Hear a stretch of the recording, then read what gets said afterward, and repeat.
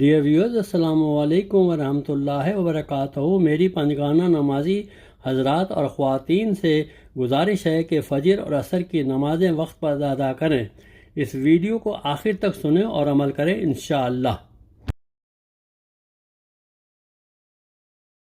پوچھتے ہیں سب سے بڑا امیر کون ہے؟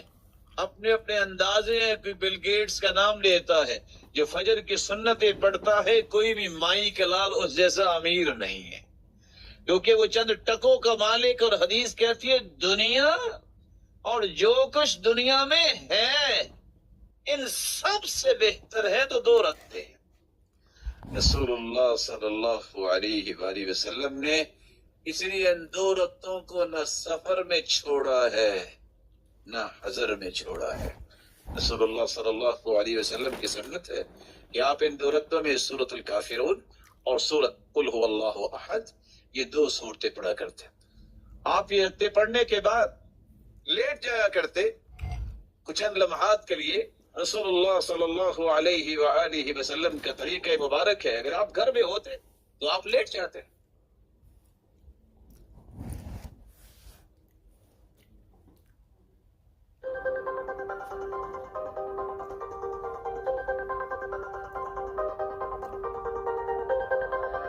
على شقه الایمن، دائیں کروٹ آپ لیٹ جاتے، جو کہ تہجد بھی پڑی ہوتی تھی، اور آپ صلی اللہ علیہ وسلم ان دو رکعتوں کو ہلکا پھلکا پڑھتے۔ لیکن آپ صلی اللہ علیہ وآلہ وسلم نے یہ طریقہ بھی بتایا ہے کہ اگر یہ دو رکعتیں نہیں پڑھ سکے، سفر میں تھکاوٹ ہے، بیمار ہیں، کوئی اور ہی مسئلہ ہو سکتا ہے، نماز کا وقت ہو گیا، کیا کریں؟ پاکستان کے بادشاہ کرتے ہیں، نماز کھڑی بھی ہوتی ہے اور رکعتیں پڑھ رہے ہوتے ہیں، یہ شرعاً جائز نہیں ہے۔ اذا اقیمت الصلاۃ فلا صلاۃ الا المکتوبہ، جب فرض نماز کھڑی ہو جائے تو پھر اور نماز نہیں ہوتی۔ آپ نوافل پڑھ رہے ہیں، سنتیں پڑھ رہے ہیں، آپ کو فوراً سلام پھیرنا چاہیے اور امام کے ساتھ مل کے فرض نماز پڑھنی چاہیے۔ اب سوال یہ ہے سنتیں رہ گئی ہیں تو کیا کریں؟ دونوں میں سے ایک کام کر لیں۔ پہلا کام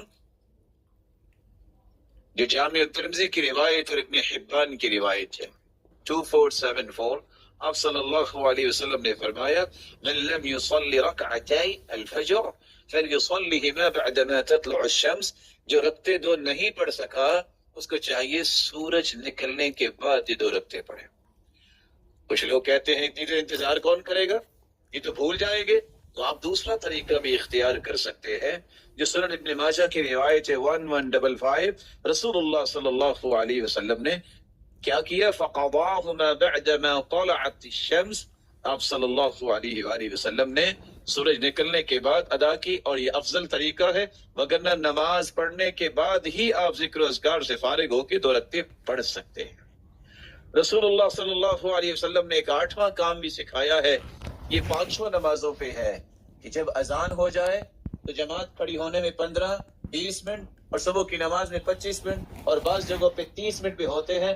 اس قدر سہانا یہ وقت ہوتا ہے اذان اور جماعت کے درمیان کا جو وقت ہے۔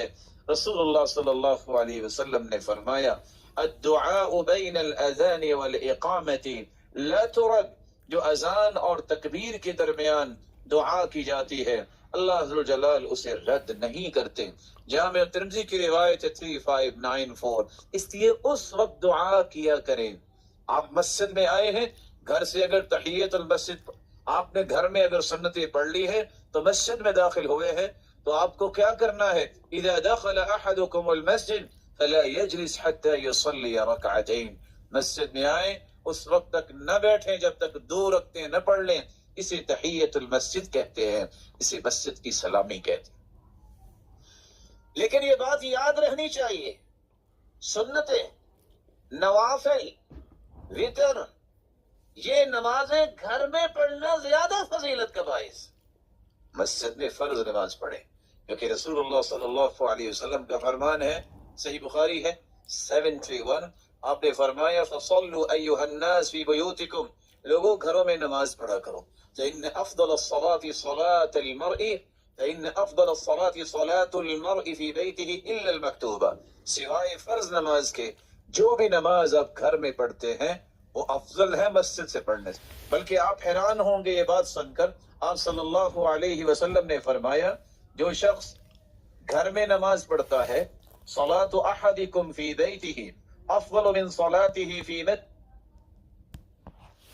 هذا الا المکتوبہ. صحیح الجامع کی روایت 3814. جو نوافل اور سنتیں اور تہجد گھر میں پڑھتا ہے اس کو مسجد نبی سے بھی زیادہ ثواب ملتا ہے. حالانکہ مسجد نبی میں تو 1000 نمازوں سے زیادہ اجر. تو آپ صلی اللہ علیہ وسلم نے فرمایا تھا اپنے گھروں کو قبرستان نہ بنایا کرو بلکہ گھروں میں نماز پڑھا کرو. گھروں کے اندر قرآن کی تلاوت کیا کرو کیونکہ قرآن کی تلاوت جہاں ہوتی ہے وہاں شیطان دور چلا جاتا ہے. آپ صلی اللہ علیہ وسلم مسجد کی طرف جاتے, آپ صلی اللہ علیہ وسلم گھر سے باہر نکلتے تو یہ 9واں طریقہ بتایا ہے اپنے دن گزارنے کا. دعا پڑھیے, بسم اللہ توکلت علی اللہ ولا حول ولا قوة الا باللہ. اے اللہ میں تیرے نام سے اپنے گھر سے نکلتا ہوں, اللہ تجھ پہ توکل کرتے ہوئے نکلتا ہوں, تیری قوت کے بغیر کچھ بھی نہیں ہو سکتا. جب انسان یہ کہتا ہے شیطان جو ہوتا ہے وہ دور ہو جاتا ہے. دوسرا شیطان کہتا ہے یہاں کیا کر رہے ہو, مجہودی و کوفی و بوقیہ, یہ تو ہدایت یافتہ ہے, اس کو تو اللہ کافی ہو گیا, تیری شرارت سے تو اللہ نے اسے بچا لیا, اب کیا کر رہے ہو, جاؤ کسی اور کے پاس جاؤ. آپ گھر سے نکلے یہ دعا پڑھے, اللہم انی اعوذ بک ان اضل او اضل او ازل او ازل او اظلم او اظلم علی او اجہل او یجہل علی. یا اللہ میں تیری پناہ میں آتا ہوں کہ میں کسی کو گمراہ کروں یا مجھے کوئی گمراہ کرے, میں کسی کو پھسلا دوں یا مجھے کوئی پھسلا دے صحیح راستے سے, میں کسی پر ظلم کروں یا مجھ پہ کو ظلم کرے, میں کسی کے ساتھ بدتمیزی کروں یا میرے ساتھ کوئی بدتمیزی سے پیش آئے, اللہ میں تیری پناہ میں آتا ہوں. یہ دعا پڑھ لیں.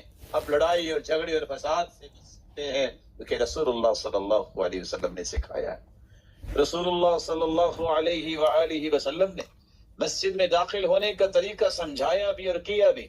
آپ مسجد میں آتے ہیں دایاں قدم آپ مسجد میں رکھیے کیونکہ رسول اللہ صلی اللہ علیہ وآلہ وسلم نے صحابہ کرام کو یہ بیان کیا ہے. سلسلہ صحیحہ کی روایت ہے 2478 کہ آپ دایاں قدم مسجد میں رکھیں جب مسجد میں داخل ہوں اور کیا کہیں, اعوذ باللہ العظیم وبوجہہ الکریم وسلطانہ القدیم من الشیطان الرجیم بسم اللہ والصلاة والسلام علی رسول اللہ اللہم اغفر لی ذنبی واعصمنی من الشیطان وافتح لی ابواب رحمتک. یہ 7 روایتوں کو آپ جمع کریں تو یہ دعا بنتی ہے. مسجد میں آئیں تو 2 رکعتیں پڑھ کے آپ بیٹھیں, دعا کر لیں. جب بھی آئیں قرآن پڑھ لیں, ذکر کر لیں, نوافل پڑھتے رہیں جب تک کہ نماز کا وقت ہو جائے. صبح کی نماز آپ صلی اللہ علیہ وآلہ وسلم 60 سے 100 آیتوں تک فجر کی نماز میں تلاوت کرتے اور فرماتے کہ فرشتے عصر اور فجر کی نماز میں حاضر ہوتے ہیں. جب وہ واپس جاتے ہیں تو اللہ پوچھتے ہیں کہاں سے آئے, کہتے اللہ تیرے بندوں کے پاس گئے تھے. اتیناہم وہم یصلون وترکناہم وہم یصلون. اللہ جب ہم گئے تھے تو تب بھی وہ نماز ہی پڑھ رہے تھے, جب آئے ہیں تو تب بھی نماز ہی پڑھ رہے. تو فجر اور عصر کی نماز پہ ڈیوٹیاں تبدیل ہوتی ہیں. رسول اللہ صلی اللہ علیہ وسلم نے خوشخبری دی کہ فجر کی نماز با جماعت پڑھ لیتا ہے اللہ ذوالجلال اس کی حفاظت فرماتے ہیں. کیسے حفاظت فرماتے ہیں؟ آپ نے فرمایا من صلی الصبح فهو فی ذمۃ اللہ. جو صبح کی نماز با جماعت ادا کرتا ہے وہ اللہ کی امانت اور ضمانت میں چلا جاتا ہے. سنن ابن ماجہ کی روایت ہے 3945 کہ اللہ کی ضمانت میں جو چلا جائے اس کو نقصان کون پہنچا سکتا ہے؟